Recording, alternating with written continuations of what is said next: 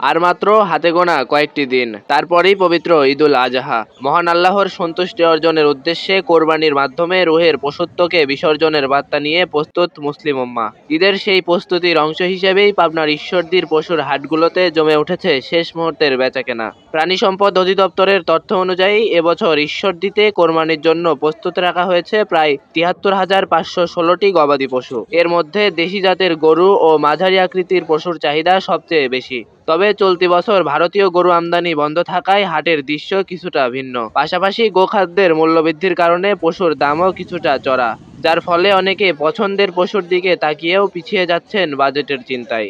ভাই গরু নিয়ে আসছিলাম ৬টা ভাই, একটা বিক্রি করছি ভাই, একটা বিক্রি করছি। যা কিনে আনছি ভাই সে তুলনায় ১০,০০০, ১৫,০০০, ২০,০০০ নিচে বলতেছে ভাই। ওর বিক্রি করতে পারতেছি না, খুব বেচা কিনা নেই। ওই আমার এখন 4টা আছে ভাই। জি, আশা করি কম বেশি যা হোক বিক্রি করে দেবো।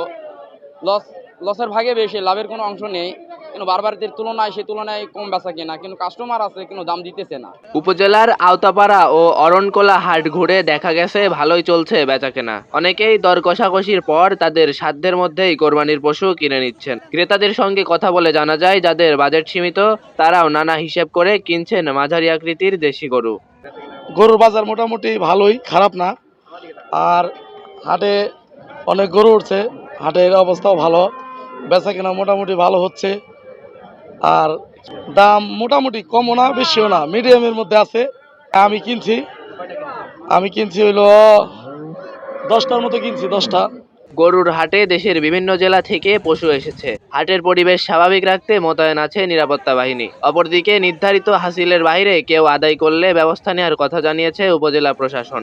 পাশাপাশি খামারি ও ব্যবসায়ীদের সেবা দিতে প্রাণী সম্পদ অধিদপ্তরের পক্ষ থেকে ব্যবস্থা গ্রহণ করা হয়েছে। গতবার কোথায় মেলা কমা বাড়া হচ্ছে ভাই।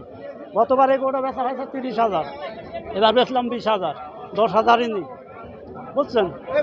এরম ভাবে বেচা কিনা হচ্ছে, চলতেছে। বাবা গরু বাজার খুব ভালো না, গরু বেচা কিনা খুব কম।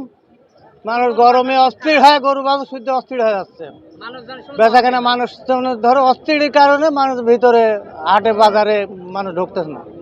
দুটি নিয়ে আসছিলাম, একটা বিক্রি করছি আর একটা আছে। প্রতি বছরের ধারাবাহিকতায় স্বাদ ও সাধ্যের সমন্বয় ঘটিয়ে কোরবানি করার আশা ক্রেতাদের, আর পরিস্থিতি বিবেচনায় লোকসান না করে হাসি মুখে বাড়ি ফেরার আশা বিক্রেতাদের। নিউজ ডেস্ক, প্রতিদিনের ঈশ্বরদী।